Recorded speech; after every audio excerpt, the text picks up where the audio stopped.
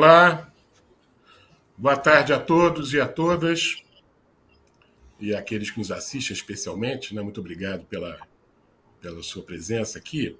E eu queria primeiro agradecer a iniciativa FIS, nas pessoas do Josier Vilar e do Rodrigo Vilar, pela oportunidade, a mim pessoal, né, de moderar um debate sobre um tema tão relevante para a saúde brasileira quanto os cenários econômicos que se apresentam para uma desejada recuperação sustentável da saúde. Pelo menos esse foi o propósito da iniciativa FIS aqui nesta mesa.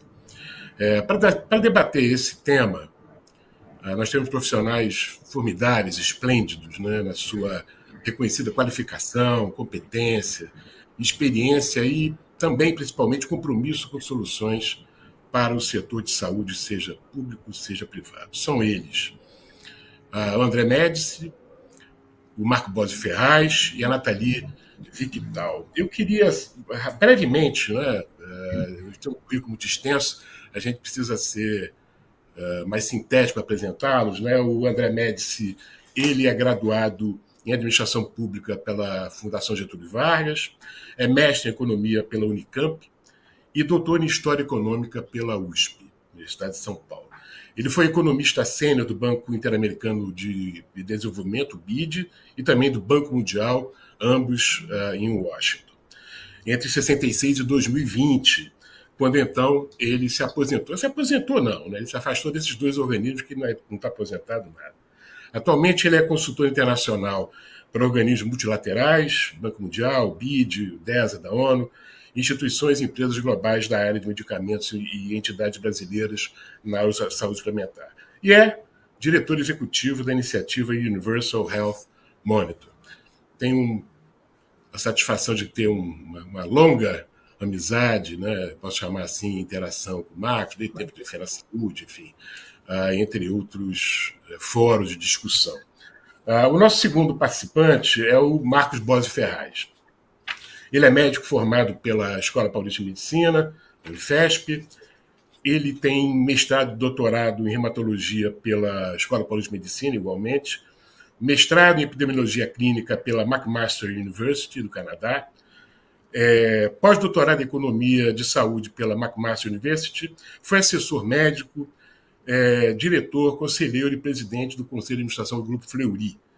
Foi professor adjunto e atualmente é professor sênior da disciplina de Economia da Saúde do Departamento de Medicina da Unifesp.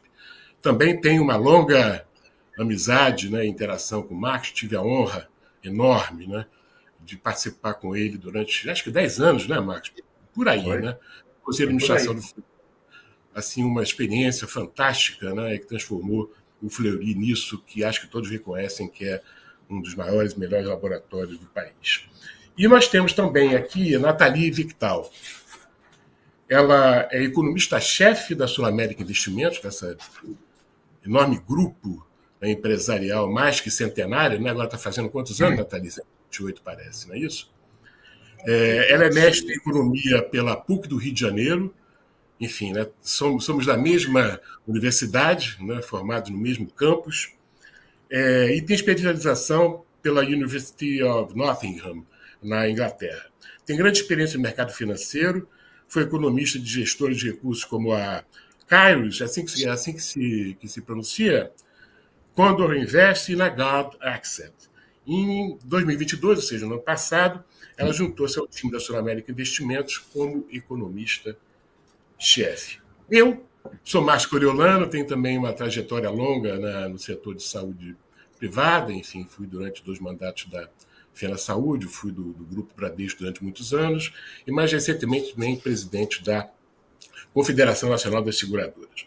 A questão, colegas e aqueles que nos assistem, dos cenários econômicos não é nada simples, considerando que se trata de um ambiente multifatorial, a gente sabe disso, multidimensional, o nome que quiserem dar, com dimensões macroeconômicas, microeconômicas, estruturais, conjunturais. E fora o fato, que esse é um fato que diferencia talvez a saúde de outros ambientes complexos dessa natureza, é que a economia da saúde, assim chamada, ela é apenas uma moldura para dar sustentação ao acesso que Josier Vilar e a iniciativa FIS tanto tanto batem nessa tecla, dar acesso de qualidade aos brasileiros. E de um bem de tamanha sensibilidade social e política como a saúde, razão pela qual há tanto debate, né, e tantas propostas que muitas vezes, infelizmente, não são levadas a termo.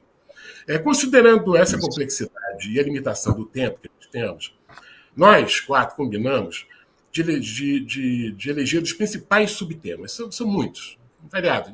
Teria que passar muito mais até do que um dia tratando deles. Mas tem que ser seletivo, não adianta.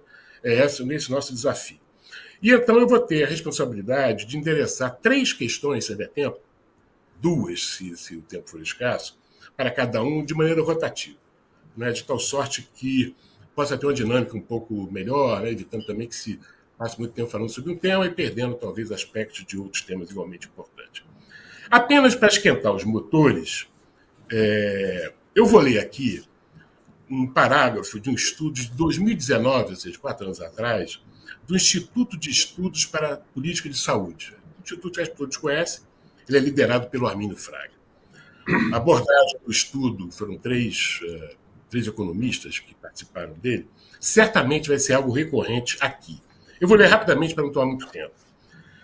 Diz o texto: o aumento acelerado dos gastos em saúde nas últimas décadas tem levado o sistema de saúde ao redor do mundo a uma situação de crescente tensão entre necessidade de financiamento e sustentabilidade financeira. Atualmente, para o mundo como um todo, o Institute for Health Metrics and Evaluation, HME, estima um gasto total de 10 trilhões de dólares por ano em saúde, o que representa aproximadamente, isso em 2019, aproximadamente 8,2% do PIB global. Depois acho que o André vai poder também explorar esse assunto. Estima-se, então, que os gastos mundiais com saúde deverão aumentar cerca de 2,5 vezes até 2040, próximo de 2040 agora, atingindo, então, 24 trilhões e 200 bilhões de dólares. E que o crescimento deverá ser particularmente acelerado em países em desenvolvimento, como é o caso do Brasil, é claro. Em processo de rápido envelhecimento, como também é o caso do Brasil, e ainda com problemas de cobertura e de qualidade. Em países da OCDE, estima-se que os gastos em saúde com proporção do PIB, em média, mais do que dobraram nos últimos 50 anos. Neste ritmo e de modo insustentável, a maior parte desses países gastaria metade do PIB em saúde em 2050 e a totalidade em 2100, segundo Chernew e Newhouse, um estudo de 2011. O estudo se aprofunda muito, se vocês quiserem depois eu posso colocar aqui no chat. É um belo estudo, entre outros tantos, né, inclusive até que o próprio André Médici elaborou, e ele ousa fazer algumas projeções que podem não ser confirmadas, mas é um excelente estudo e que pode ser, de novo, um paradigma aqui, de certa forma, para a gente. O estudo vai adiante, que o caso deles é estudar o Brasil, e então apenas aponta que, face esse cenário mundial, ou seja, nós não estamos sozinhos, né, como colocou o Anderson da Unidas agora numa mesa. Ao contrário, estamos acompanhados do mundo todo e em menor e menor grau. A diferença é que o Brasil talvez seja o único país do mundo e que propugnou e trabalha para o sistema único universal. Muito bem, então foi só apenas para esquentar os motorizinhos, e eu então vou iniciar o debate aqui pela Nathalie. E vou ler a pergunta que nós, de certa maneira, combinamos na interação nesses últimos dias. Nathalie, as expectativas da economia brasileira até o fim do ano, agora, 2023, parecem estar se deteriorando. As últimas edições do Boletim Focus do Banco Central, que não é do Banco Central, é uma coletânea de expectativas de analistas e economistas de mercado, mostram alguma desaceleração na expectativa de crescimento do PIB para 2023, este ano, e uma redução do crescimento do PIB para 2024. Mesmo com a expectativa do aumento da receita pelo aumento dos impostos, agora, inclusive com a reforma tributária, a dívida do governo brasileiro, estimada em 60% do PIB para este ano, deverá aumentar para 67% até 2026, daqui a 3 anos. De acordo com o Banco Central, e os investimentos diretos no país, estimados em 80 bilhões de dólares em 2023, não deverão passar de 72 bilhões no mesmo ano. A primeira questão, Nathalie, é o seguinte: como é que o atual governo poderia resolver estes problemas e, ao mesmo tempo, aumentar a expectativa de crescimento para gerar espaço fiscal para maiores gastos em políticas privilegiadas, como é o caso da saúde? São duas perguntas em uma, tá, Nathalie? Além disso, o ministro Haddad tem um plano de tentar controlar o déficit público brasileiro com aumento da receita fiscal. Reiteradamente anunciado o aumento da receita fiscal, seja pelo volume, seja pela eficiência. Não será esse recurso, esse aumento, não será suficiente para gerar superávit diante das pressões para aumento de gastos que tem sido tônica desse governo, que foi eleito para isso, aliás. Como isso poderá afetar as perspectivas de crescimento e equilíbrio econômico da economia brasileira e a confiança dos atores da economia? Atores esses que têm uma presença muito forte no setor de saúde como um todo. Obrigado, Nathalie, pelas suas considerações. Obrigada. Antes de tudo, queria agradecer muito o convite. É um prazer estar aqui hoje conversando com tamanhas referências do setor, né? Então, acho que, antes de tudo, enfim, são perguntas muito extensas, né? Temas muito amplos, mas são muito interconectadas entre si, né? Acho que no final do dia todo mundo está cansado de saber, acho que a gente vê nos jornais, vocês veem nos jornais todos os dias, eu, como economista, tenho analisado o tema há bastante tempo, que a situação fiscal do nosso país é muito frágil, tá? Então, muito frágil mesmo, né? A gente tem uma dívida em patamar recorde para países emergentes, a gente tem uma carga tributária, que eu não preciso dizer, para empresários e mesmo para a população, que é muito elevada. Então, a gente tem uma situação fiscal que é bem temerária, né? A gente deve colher um déficit na casa de 1% esse ano, e para a gente estabilizar a dívida, a gente precisa ali de um superávit, no melhor cenário, na casa de 1,5% do PIB, e mais provavelmente na casa de 2% do PIB. Então, a gente está falando aí que a gente precisa de 2,5% do PIB, que são 250 bilhões de reais, para botar a ordem na casa. É muito difícil, né? E isso não tem como ser feito, pelo menos não é dessa maneira que o governo se propõe de fazer do dia para a noite, né? Então, a gente tem que monitorar o processo.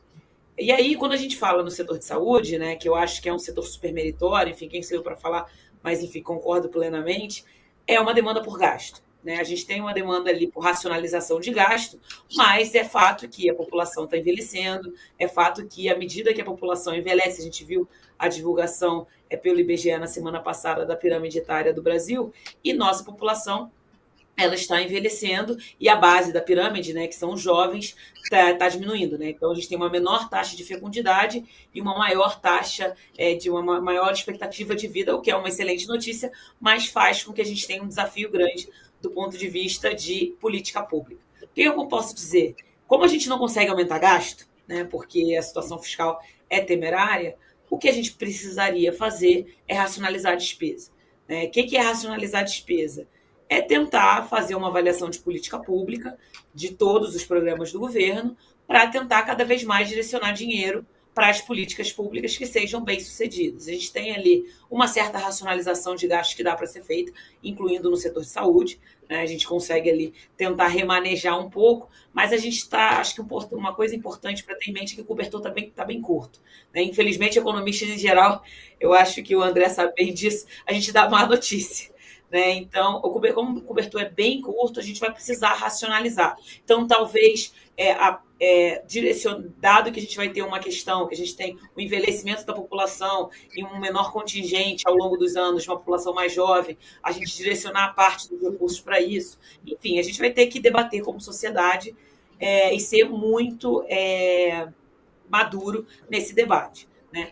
Por enquanto, o que o governo federal, a gestão atual, apresentou para a gente foi um arcabouço fiscal que claramente é dependente do aumento de receita para ficar de pé, né? Em relação à trajetória que eles prometeram e o que a gente sabe ali que é a velocidade de cruzeiro da economia para gerar receitas, a gente está precisando ali de um patamar bem importante de aumento de receitas para entregar o zero, né? Que ainda é insuficiente para estabilizar. Como eu falei, a gente precisa de 1,5% do PIB.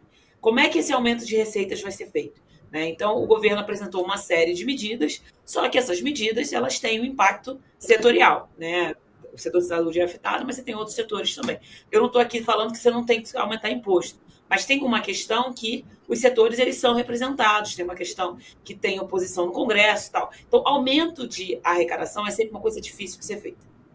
Ainda mais quando a gente está falando de uma carga tributária no tamanho do que é do nosso país. Então, quando a gente junta tudo isso, fica uma incerteza muito grande, né? E como você bem colocou, para as perspectivas de crescimento, é algo que atrapalha bastante. Porque como a incerteza fiscal, essa dúvida do fiscal fica lá, isso não permite com que o Banco Central, que está já numa trajetória de corte de juros, ele corte a taxa de juros tanto quanto ele poderia, num cenário alternativo que a gente tivesse uma situação fiscal um pouco mais arrumada. Então, se o Banco Central não corta tantos juros, as empresas têm um custo de financiamento muito maior, tem um custo para fazer investimento maior. Então, o país fica com uma taxa de crescimento potencial, né? Porque a gente fala quanto o país consegue crescer, um pouco mais baixa, né? O Banco Central não consegue levar a taxa de juros para o patamar da taxa neutra, né? Que é o que a gente fala, por causa da situação fiscal temerária. Então, a solução seria revisar um pouco a despesa, né? Porque a receita é difícil da gente conseguir esse montante todo. Não é isso que o governo está se propondo, né? Então, eu acho que aqui não cabe, não é meu papel falar o que tem que ser feito, né? Acho que é muito mais uma análise do que o governo está se propondo a fazer. E aí, a grande dúvida que está para o mercado é o quanto o governo vai conseguir arrecadar. Eu acho que um ponto importante aqui é que zelo pelo fiscal é muito importante, porque isso pode gerar, se a gente tiver um fiscal desorganizado, isso gera uma desvalorização do câmbio, aumento de taxa de juros, aumento da inflação e todo mundo sofre, né? E aí eu não preciso falar nada com o setor de saúde, que vai acabar sofrendo muito mais, né? Então, é um panorama complexo, tá? Mas que se a gente fizer o nosso dever de casa, a gente consegue aí, pelo menos, passar por essas águas turbulentas.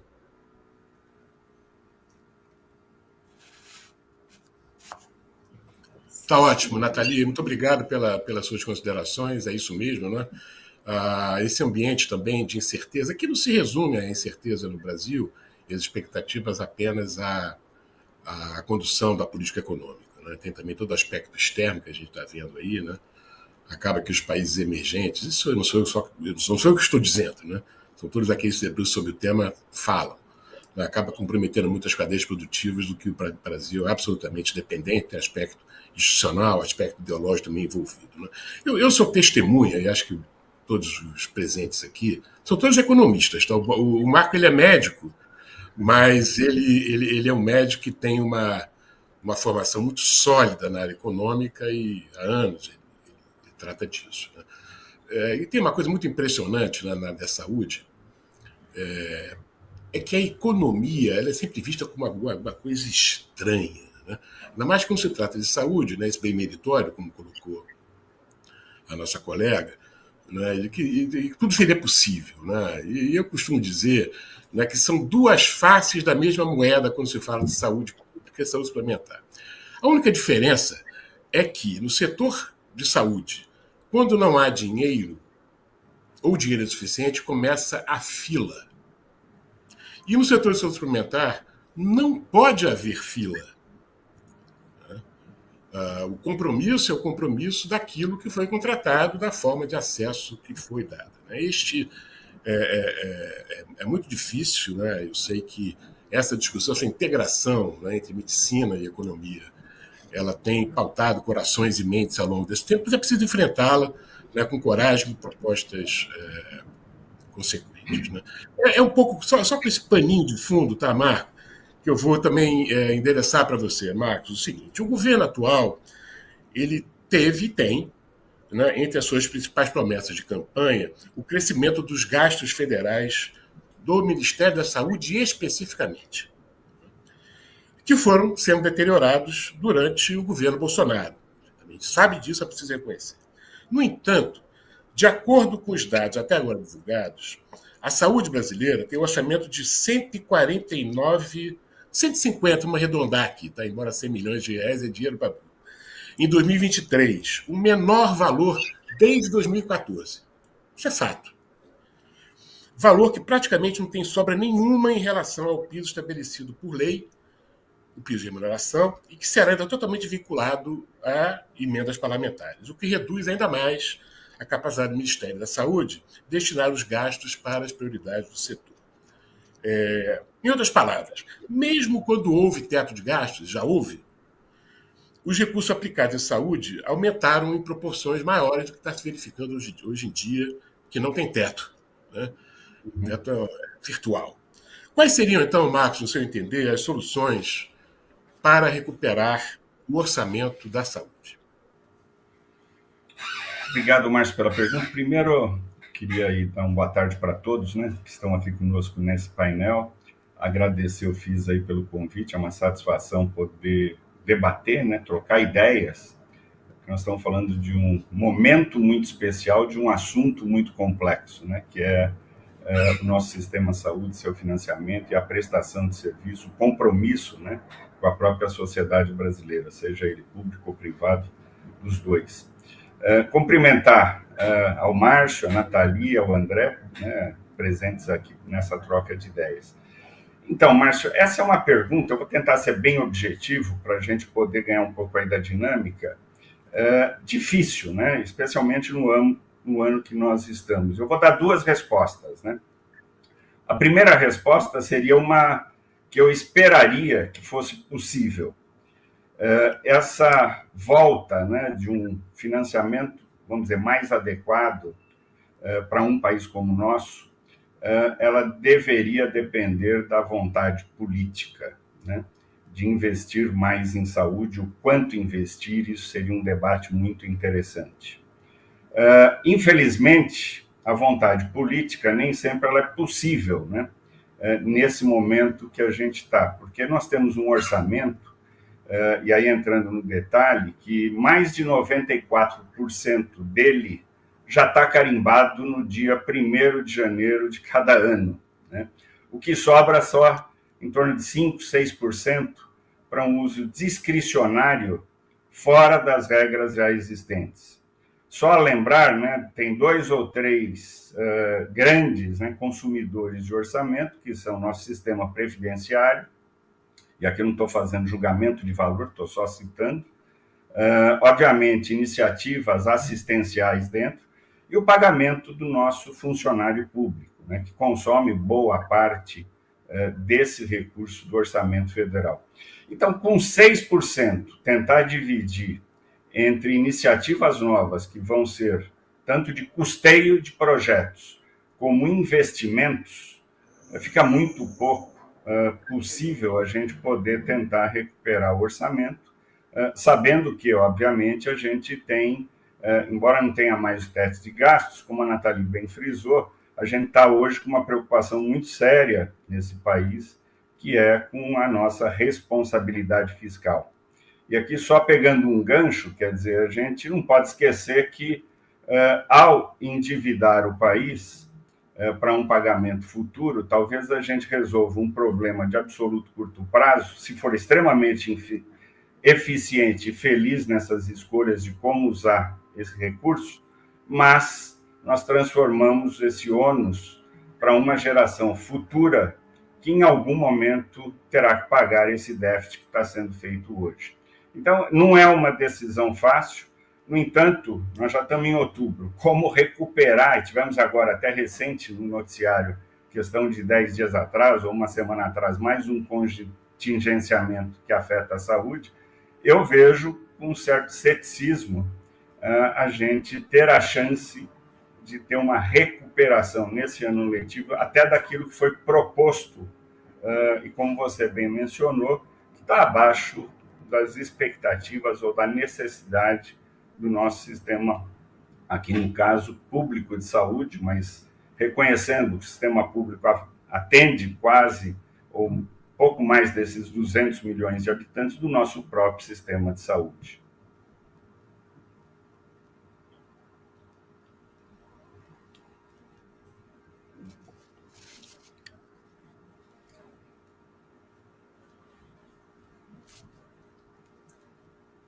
Microfone. Ainda está. Não estamos ouvindo ainda. Pronto, voltou agora, desculpa. Okay. É que eu fecho para evitar ruído aí, para atrapalhar vocês, né? Não, Marcos, é isso mesmo, né? Eu só vou voltar àquela alusão que eu fiz à questão da fila, né? E do contrato de saúde, né? Porque acho que vai ter que também colocar nesse panelão a questão da saúde suplementar também. principalmente, né, porque se há restrição, foi muito bem explorado pela Nathalie, por você, Marcos, pelo lado fiscal, né, essa maior responsabilidade que esse governo tem, que está tendo que lidar com isso. As manchetes de jornais, de headlines, já dizem isso todo santo dia. Né? Mas no caso, mas isso é financiado com recursos da população, que paga imposto. No caso da saúde suplementar, nós também temos uma outra face desta moeda. Né? Do quanto todo esse cenário de política econômica e seus efeitos sobre a economia real, né, tem a ver com 3 questões fundamentais que pautam o acesso à saúde privada, que é produção das empresas, para poder abastecer o seu orçamento, né, com gastos sociais, especialmente de saúde, emprego, porque não vamos esquecer, né, que 80%, talvez mais, né, dos chamados beneficiários da saúde suplementar são originários de empregos formais, chamada carteira assinada, e também seus terceirizados, em menor proporção, e renda, né, finalmente, daquele contingente que paga planos individuais e planos por adesão. Acho que é bom a gente ter sempre presente. Né? O Marcos, eu vou ter aqui, pela nossa combinação aqui, também mais uma pergunta para você, tá? Antes de passar para o André, que também ainda voltando ao programa de saúde do atual governo, tá bem? Isso que você também comentou. O aumento das verbas para emendas parlamentares, ele contrasta com a redução de recursos para os programas prioritários na área da saúde. Segundo dados recentes, há uma diminuição de 31% do orçamento previsto para o programa Médicos pelo Brasil, como a Nathalie comentou. Eu não estou falando, não estou fazendo julgamento nenhum. Os dados estão aí. Né? Ele precisa se debruçar sobre eles, ter coragem, né, se debruçar sobre os dados, colocar qual é o panorama que nós temos. Né? 66% a menos para o programa Pesquisa, Desenvolvimento Tecnológico, Inovação em Saúde. 63% a menos para alimentação e nutrição para a saúde, 54% a menos para educação e informação de saúde, 60% a menos para a saúde indígena e 55% menor para atenção à saúde de populações ribeirinhas e áreas remotas do país. Muito bem. É verdade que muitos gastos públicos de saúde têm sido aplicados de forma ineficiente. Né? Também vocês comentaram sobre isso. Né? Qual o quadro de esforço fiscal e qual o quadro de eficiência de arrecadação e também de gestão da máquina pública. Historicamente, isso não é apenas deste governo que ora se inicia, mas também do governo o governo tem gastado pouco, mas também gasta mal. É possível, Marcos, ou será possível, e quais são os padrões, né, para aumentar a eficiência e melhorar os resultados da saúde com base em padrões de gestão de eficiência? Esse é o ponto. Márcio, essa é uma questão, para mim, ela tem uma resposta muito clara. Né? Eu acho que ela não só é possível, como ela é extremamente necessária hoje em dia. Né? Como você falou, você ter um sistema ineficiente num ambiente onde você tem uma restrição de recurso muito grande é o pior dos mundos. Né? A gente não pode aceitar isso de forma alguma. Investir ou ter um custeio baixo desse sistema e ainda não aproveitar de forma minimamente adequada esses recursos investidos. Novamente, a questão da responsabilidade do lidar com o dinheiro da sociedade, com esse recurso da sociedade. E aí eu vejo 2 grandes desafios de como fazer isso, né? O primeiro, eu acho que é uma educação progressiva de todos os participantes desse setor que são responsáveis pelo funcionamento dele. Né? Eu digo aqui todos os que participam, começando pelo próprio cidadão, no uso adequado ou no cuidado adequado da sua saúde, que é a responsabilidade, maior interesse dele, e no uso responsável desse sistema de saúde. Mas isso permeia todos esses participantes. Né? É claro que gestores têm um papel muito importante na definição das prioridades do quando e o que e para quem fazer em assistência à saúde. E, obviamente, ao longo de todo o processo assistencial, desde o estímulo à promoção, estímulo à prevenção de doenças, no diagnóstico precoce, no tratamento adequado, na reabilitação, ou seja, na manutenção de saúde, principalmente daqueles grupos mais vulneráveis, né? Daqueles que estão sob um risco maior de ter os piores agravos. Aqui, novamente, hoje, para mim está muito claro, e eu acho que nenhum país do mundo mais tem essa pretensão, mas a gente tem uma fala política que ela é enganosa, que é tentar dizer que o nosso sistema de saúde tem a capacidade de dar tudo para todos, ou pelo menos a pretensão. E isso é impossível hoje em dia, né? Infelizmente, o avanço tecnológico ele tem acontecido nessas últimas décadas, felizmente numa velocidade exponencial, porém, o enriquecimento dessas nações está num outro patamar. E aí entra aquela questão das escolhas, que são fundamentais, que são escolhas que precisam ser racionais, e algumas delas até em apostas em cima de prioridades desse governo, para tentar produzir o máximo de saúde com o recurso existente, né? Então, eu acho que nesse aspecto, a educação de todos esses participantes é fundamental. E um outro aspecto que eu acho que a gente precisaria discutir mais era a questão de como lidar e como tentar coibir incentivos perversos existentes nesse sistema. Aqui, incentivos perversos é o atendimento à necessidade ou à vontade de um ente específico dessa cadeia, mas que ele é extremamente danoso para o mutualismo existente dentro do sistema de saúde. Já que todo mundo contribui, e isso é o modelo existente, obviamente a gente tem que coibir esse fato que existe, que é justamente a presença de alguns incentivos perversos. Pessoas, instituições, participantes terem alguns ganhos que talvez sejam a mais, sem estar atrelado claramente à necessidade precípua dessa população a que serve. Falar é muito fácil, fazer não é tão fácil assim. Mas eu acho que aí entra o papel tanto do Ministério da Saúde, tanto das agências reguladoras, no sentido de tentar regular, regulamentar, controlar e fiscalizar e criar incentivos que sejam saudáveis, eliminando esses incentivos perversos presentes dentro do sistema.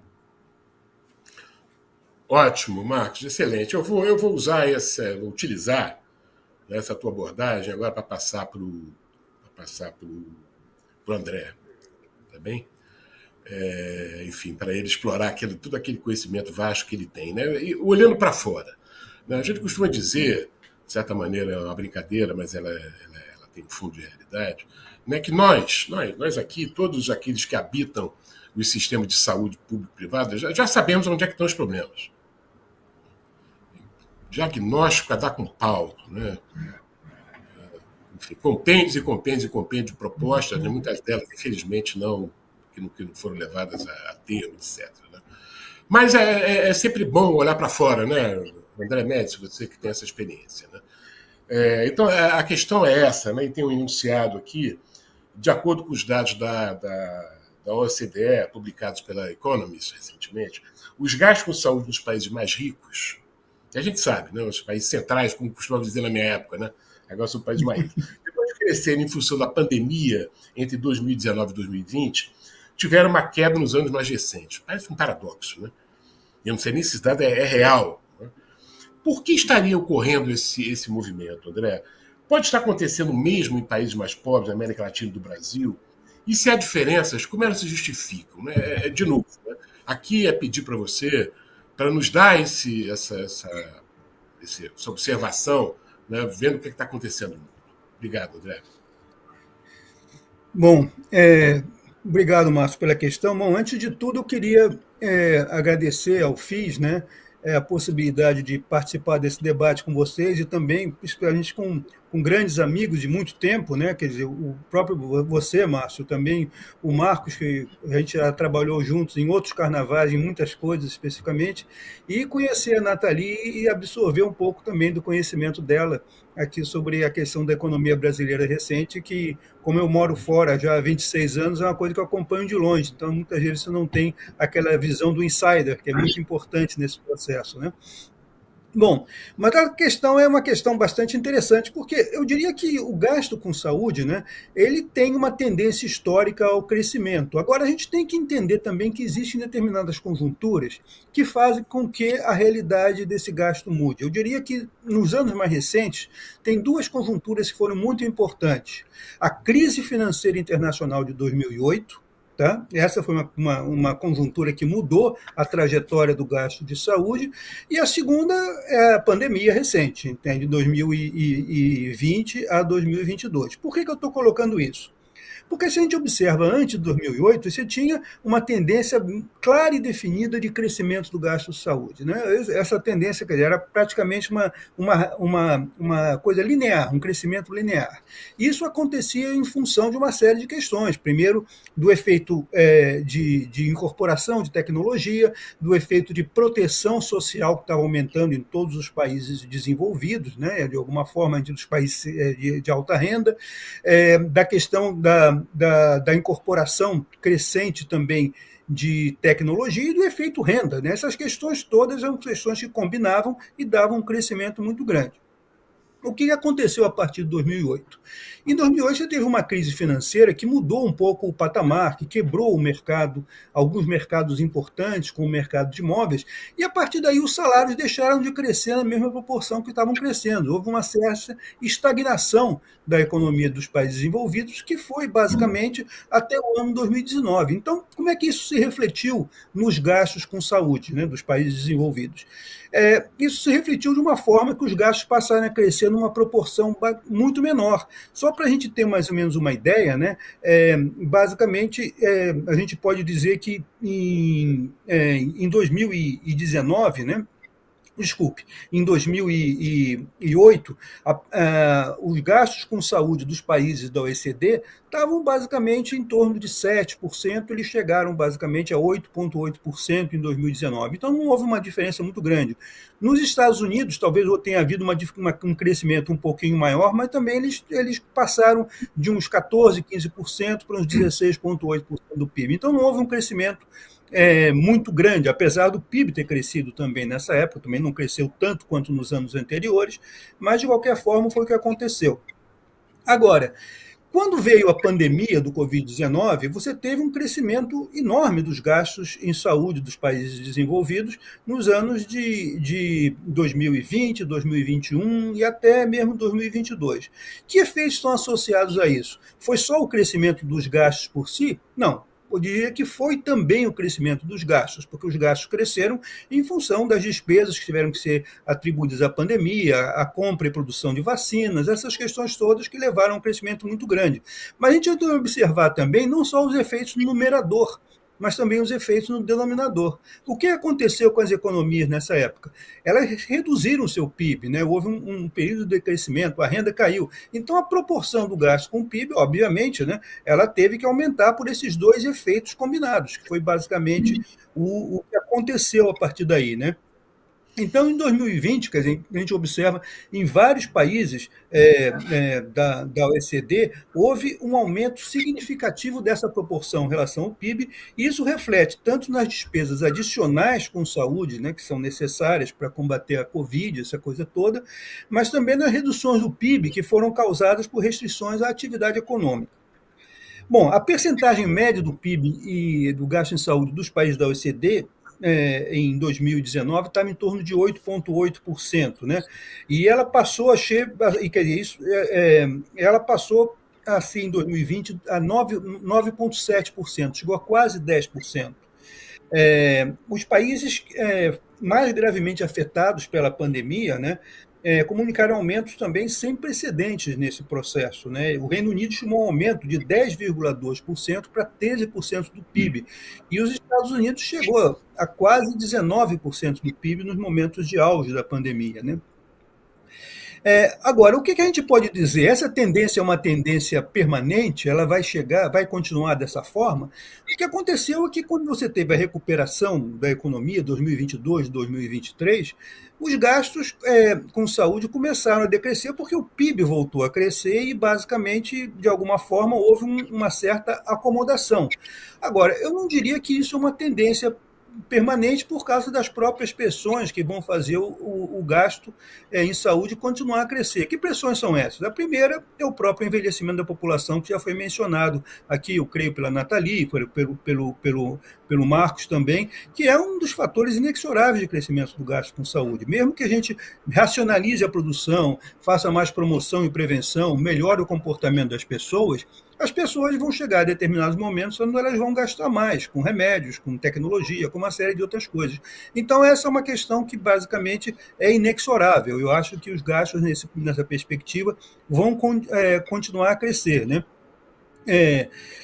Então, a grande questão que está no fundo, né, que mesmo que a gente tenha inovações, né, que permitam você melhorar a gestão, como o TBHC, né, basicamente o uso da inteligência artificial, que é também um outro fator que está demonstrando que você pode, com isso, reduzir. Parece que é muito interessante. Eu vi um dado há pouco tempo que mostra que, basicamente, só a utilização da TI teve um efeito na redução dos gastos de saúde dos países desenvolvidos, em média, entre 300 e 400 bilhões de reais, que é uma coisa bastante grande, se você observa do ponto de vista, mas não é suficiente para reduzir essa proporção da forma como a gente está colocando. Então, eu acho que há uma tendência de que os gastos continuem a crescer, a não ser que, efetivamente, você tenha alguns processos que vão, de alguma forma, contornar os efeitos da renda, porque, basicamente, parte da demanda privada, e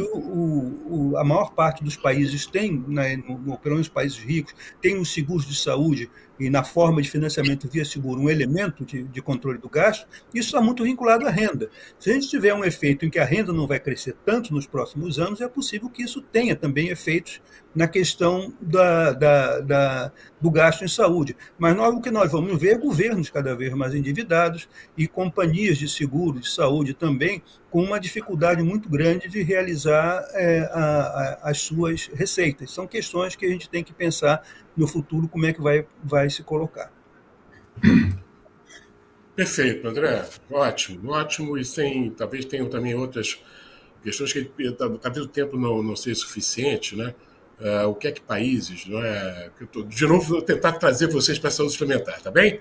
Nós só temos agora 15 minutos, né, até o encerramento aqui dessa nossa mesa. É um desafio enorme fazer em 15 minutos, tentar abordar essas questões da saúde suplementar, né? Até porque gostaria de ver, colega, se dá tempo um pouco para a gente falar ao final sobre a reforma tributária, né, que está aí na prioridade de todos, é uma coisa muito importante. Eu vou usar também mais uma figuração aqui. Tá?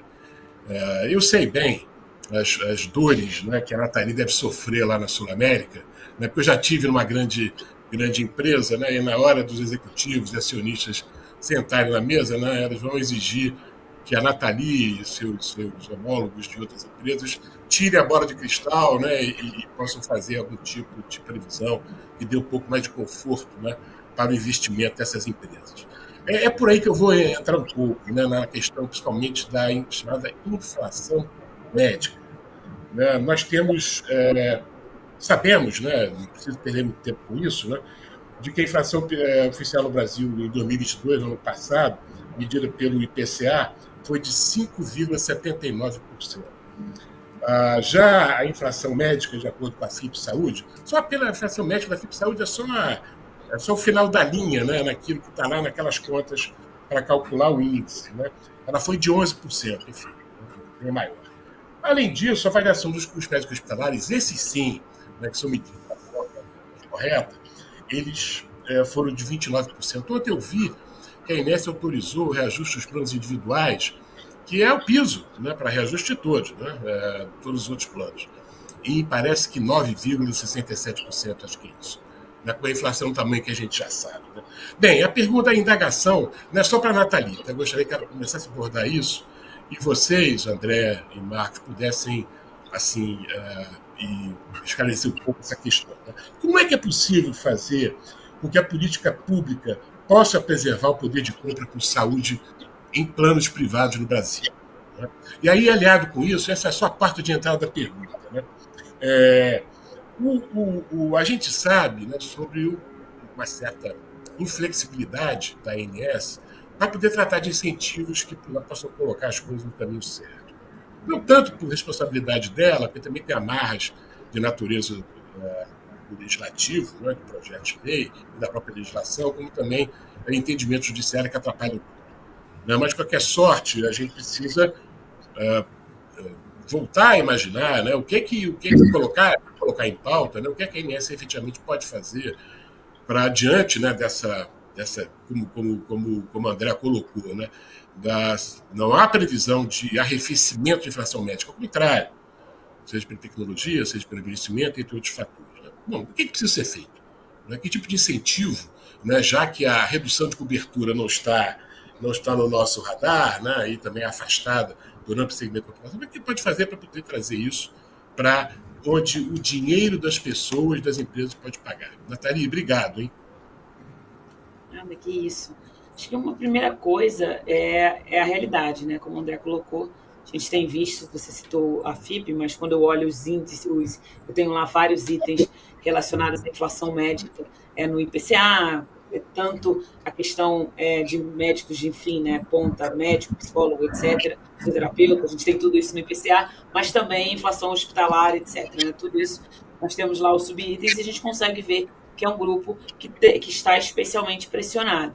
E a tendência, pelo que eu escuto de vocês, né, é que a gente é um grupo que ainda vai continuar aí rodando acima do restante da inflação da economia.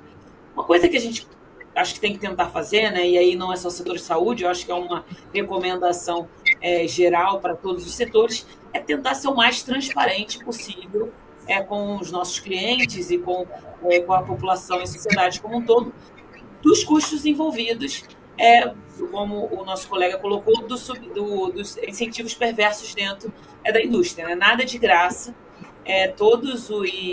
um eventual benefício aqui pode se refletir no aumento de custo no final da linha. Então, o quão mais transparente a gente for com os custos de transação que estão envolvidos nos diferentes benefícios e discussões que acontecem tanto no setor privado quanto no setor público, né, via ANS, via Ministério da Saúde e via Legislativo também, eu acho que tanto melhor, né, porque aí a gente consegue minimamente ter um debate um pouco mais transparente e qualificado. Porque quando esses custos eles ficam ali só na planilha das empresas, dos hospitais, e a população não sabe o que está vendo, ela toma um susto do reajuste dos planos de saúde, por exemplo, que para a população acha que está elevado, mas as operadoras, por outro lado, estão numa situação complicada. Né? Então, acho que o mais importante aqui é transparência. Né? Dado que a gente tem a perspectiva de uma continuidade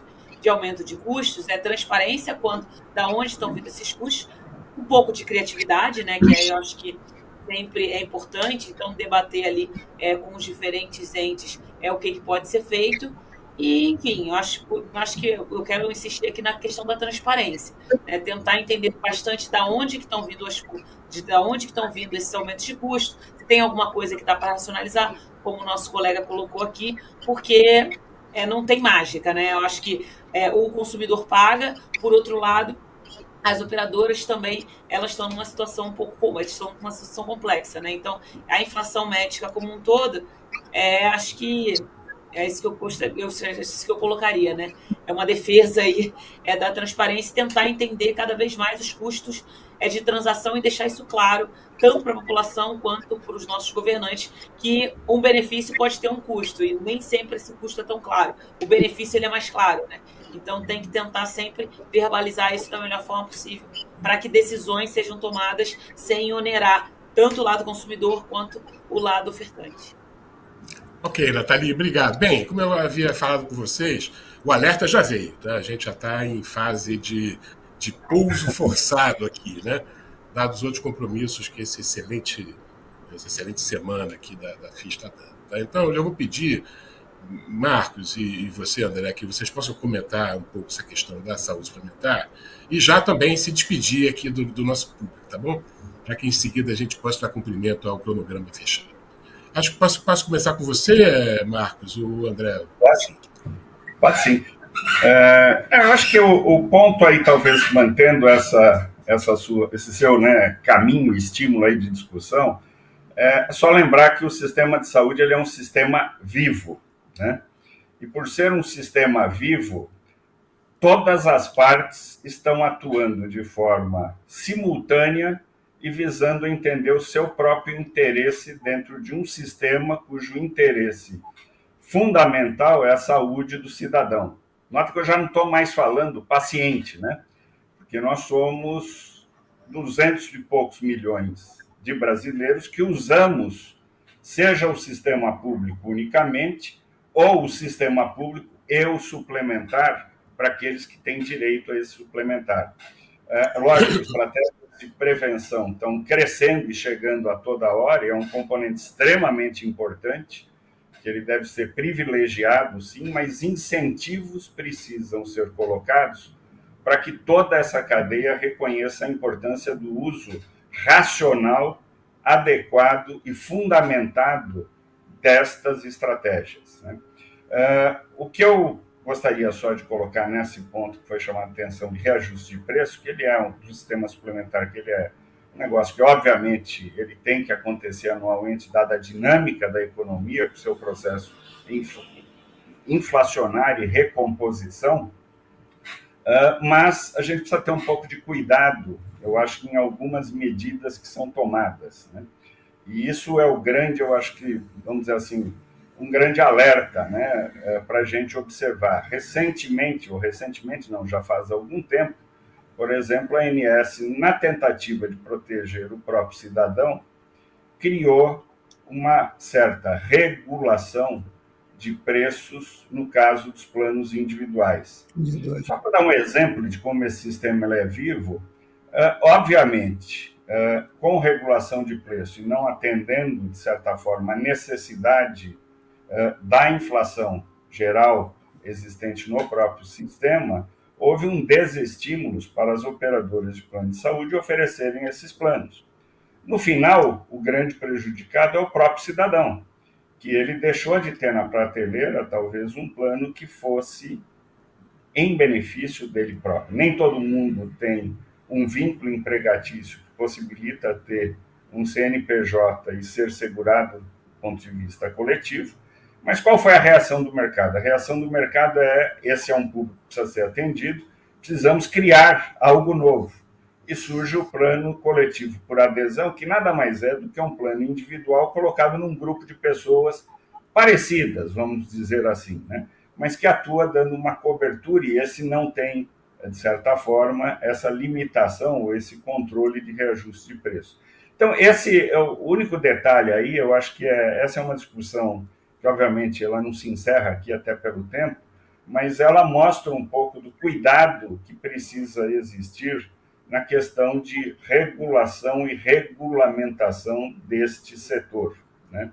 É lógico que tem que haver, sim, um olhar, né, para esses reajustes, mas como a própria Nathalie colocou, a gente não pode desconhecer o que de fato acontece no sistema, que é uma tendência progressiva de uso de mais tecnologia, de tecnologia muitas vezes sofisticada, do próprio viver mais, e viver mais custa mais, e do próprio envelhecimento progressivo da nossa população, que vão acrescentar um ônus. Eu responderia que o papel principal, e a gente volta, essa é uma grande frustração minha nesses anos todos aí transitando pela economia da saúde, é de que a gente, de fato, ao longo dessas décadas, talvez não queira ou não tenha tido a oportunidade de ter escolhas de fato acontecendo, fundamentadas pela maior e melhor evidência científica disponível e, aqui eu coloco esse E como importante, é a quantidade de recursos disponível no país a ser investida em saúde, seja no público, seja no privado, considerando a capacidade do bolso do cidadão, né? É muito fácil a gente falar que tem que dar tudo, e chegou uma tecnologia nova, 10 milhões de dólares, por exemplo, não, vamos dar. Eu não tenho dúvida que ela talvez possa ser um motivo, né, de tentação.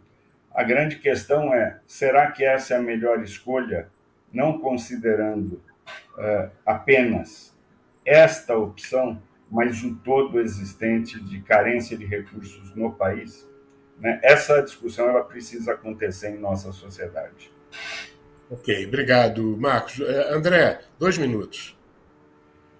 Eu não tenho muita coisa a acrescentar no que eu acho que eu concordo com o que o Marcos colocou. Eu só acho que existe uma questão que é bastante complicada, né? Porque essa regulação, o Brasil eu diria, eu já disse isso na frente da ANS, eles não gostaram, mas a regulação dos preços da saúde individual, dos prêmios da saúde individual, do reajuste, é uma jabuticaba, porque em qualquer outra regulação que você vai buscar internacionalmente não existe isso. Ninguém vai regular preço, né, o prêmio de valor de plano de saúde. Ele vai, na verdade, tentar recompor as perdas que ocorreram e tentar discutir questões que possam melhorar a eficiência, mas não regular uma coisa que já é ex post, que já aconteceu. Então, o que eu acho que é importante nesse processo, né, é não só você ter um critério, né, que mude esse processo, quer dizer, eu acho que no caso específico dos planos individuais já é um fait accompli. A gente já tem praticamente uma perda de 1 milhão de beneficiários desde 1918, de 2018, quando foi criado o IRPI, até hoje. Os planos individuais perderam 1 milhão de pessoas. E isso não vai recuperar por causa dos critérios que existem. Já existem essas outras alternativas que o Marcos colocou, tem os planos coletivos e assim por diante. Agora, o que mais me preocupa é a tentativa que agora o Congresso está fazendo, né, existem 6 ou 7 projetos de lei, de tentar regular os preços dos planos empresariais, porque aí realmente, quer dizer, esses preços são negociados empresa a empresa, e seguro com empresa. Se você entra na regulação desse mercado, você vai criar um efeito ainda maior nesse tipo de questão, porque hoje o mercado está crescendo por essas saídas, pelos planos empresariais e pelos planos coletivos. Então, essa é uma questão que é bastante complicada e que tem que ser pensada. E a outra questão é o fato de você ter uma regulação central. O Brasil não é um país unificado. Os Estados Unidos, você não tem uma agência central que está regulando o valor de prêmio e tudo. Cada estado tem seu processo específico, porque as realidades são diferentes. Eu fiz um exercício interessante. Eu peguei, por exemplo, os dados da ANS e tentei ver o que estava acontecendo com aquele reajuste da ANS, comparando ele estado a estado. Então, tem muitos estados onde o reajuste foi muito menor do que efetivamente as operadoras estavam tendo, tiveram perdas enormes, e outros estados que ocorreram o contrário. Então, você tem duas entidades que estão perdendo, os consumidores de um lado e do outro lado as operadoras. Ou seja, é justo fazer isso ou a gente deve descentralizar e fazer um processo que seja um pouco mais livre? Essas seriam as minhas questões. Ok, obrigado. Bom, e agora, né, só a guisa de conclusão. Bom, primeiro agradecer muitíssimo aqui, né, a presença e a participação de vocês três, extraordinária, né? Isso é um tema que não termina muito, né? Mas como geralmente a expectativa de todos é que haja uma conclusão, a conclusão possível é a seguinte, né? Os cenários são, palavra da moda, desafiadores, né? O eufemismo para dizer que a coisa não vai se resolver tão facilmente, né? Assim, então, os cenários são muito complexos, né? Não só por fatores internos como externos, né? E a gente precisa persistir, né, efetivamente no encontro, né, entre as dimensões econômicas que pautam a capacidade de expansão, da manutenção do sistema, e os padrões de assistência à saúde. Isso é uma forma de fazer isso. Eu tenho ficado rouco, né, e com calo no dedo de tanto escrever. Né? É preciso pactuar, né, com todos os atores do sistema, né, sentarem juntos, né, com os pacientes. Se não houver pactuação, a gente vai ter muita dificuldade de equacionar essa questão que a gente está vivendo. Agradeço muitíssimo, novamente, a iniciativa FIS, também a todos que estamos assistindo e até a próxima. A gente ficou devendo a reforma tributária e já vou fazer um repto aqui, né, a iniciativa FIS de fazer, em algum momento, né, uma sessão específica sobre isso, que interessa efetivamente a todos. Tchau. Tchau. Um abraço a todos aí. Abraço a todos.